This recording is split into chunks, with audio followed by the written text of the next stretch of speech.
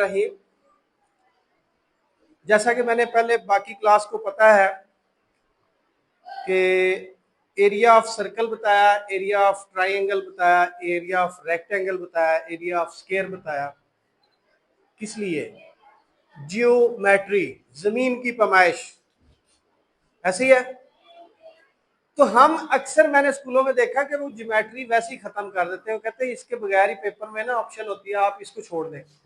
तो मैथ तो हम पढ़ ही ज्यादा इसलिए रहे थे, हम एक उस इलाके में रहते हैं जो बेसिकली काश्तकार इलाका है।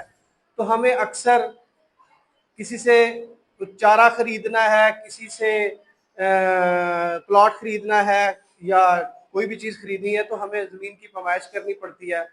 और हम दो दो तीन तीन गांव में ना एक एक बंदा रखा हुआ, तो अक्सर उसको हम बुलाते हैं कि हमें आके ना पैमाइश कर दो। तो किसी बंदे को आप कहें कि यार आप जिम्मेदार है, तो वो कहेगा ना ना मैं बहुत अच्छा जिम्मेदार, तो ये अपनी जमीन वो कहता है वो नहीं मैं पैमाइश कर सकता। तो फिर आप यानी ये देखें कि ये कितनी शर्मिंदगी वाली बात है कि आपको 5 क्लास से पढ़ाना शुरू किया उन्होंने, एरिया कैसे निकालना है, एरिया कैसे निकालना है, एरिया कैसे निकालना है।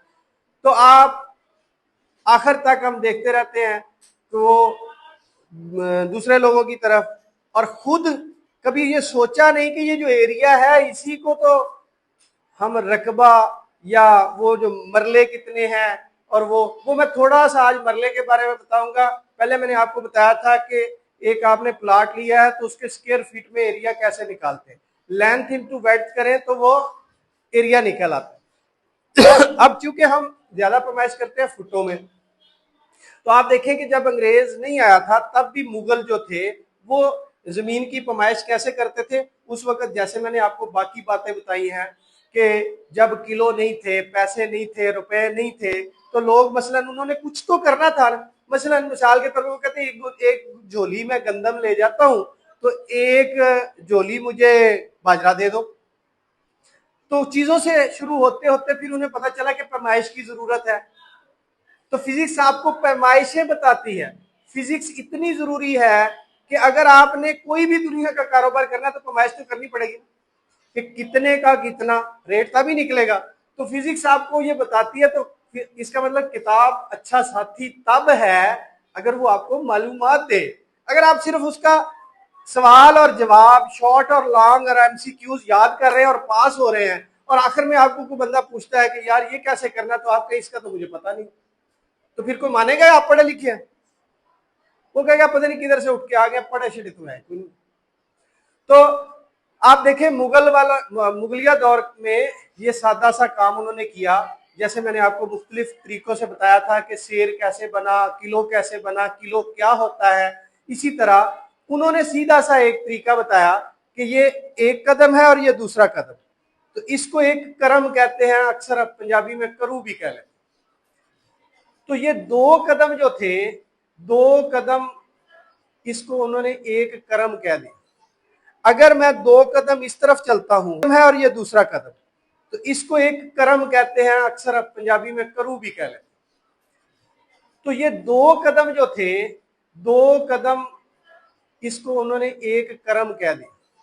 अगर मैं 2 कदम इस तरफ चलता हूं और फिर 2 कदम इस तरफ, यानी लेंथ इनटू वेड्थ, तो ये एक स्क्वायर बन गया। तो एक करम जो है उस वक्त का, वो कहते थे कि इसका आइडिया भी तो होना चाहिए, कोई बंदा लंबा होता है, कोई छोटा होता है, कोई, तो उन्होंने 5.5 फुट का उसको कर लिया। अब एक करम ऐसे और एक करम ऐसे, तो ये एक सिरसाई बन जाएगी। क्या बनेगा? सिरसाई बन। अगर मैं 3 कदम ऐसे ही 3 करूं, करम या करूं, 3 करम इधर चलता हूं, 3 करम इधर चलता हूं, तो ये कितने बन गए? 3 बार। जैसे एरिया निकालते थे सेम वैसे ही, जैसे हमने रेक्टेंगल का और स्क्वायर का एरिया निकाला, कोई मुश्किल था?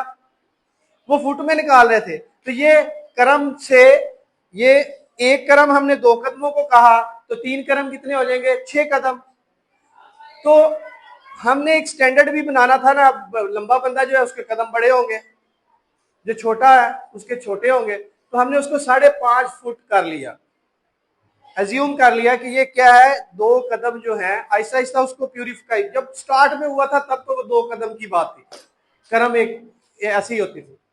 तो जैसे जैसे उसको एक्यूरेसी की तरफ लाए तो वो उन्होंने 5.5 फुट उसको फिक्स कर, तो क्रम किसको कहते हैं? 5.5 फुट। तो 5.5 फुट इधर, 5.5 फुट इधर, तो अब वो क्या बन गया? एक सिरसाई। तो जब 3 इधर और 3 इधर गए तो 9 सिरसाइयां बन गई। तो 9 सिरसाई किसके बराबर होती है? एक मरले के बराबर। तो अगर 3 करू को टोटल करें तो ये 16.5 फुट और 16.5 फुट, तो वो बनेगा, आप उसको कैलकुलेट करके देखें तो एग्जैक्ट 272.25 वही मरला बनता है जो हम स्क्वायर फुट निकाल के उस पर डिवाइड करते हैं। तो आप किसी साइड से भी पैमाइश करें तो बात वही थी जो 5वीं क्लास से हम पढ़ते आ रहे हैं, length into wait, length into wait.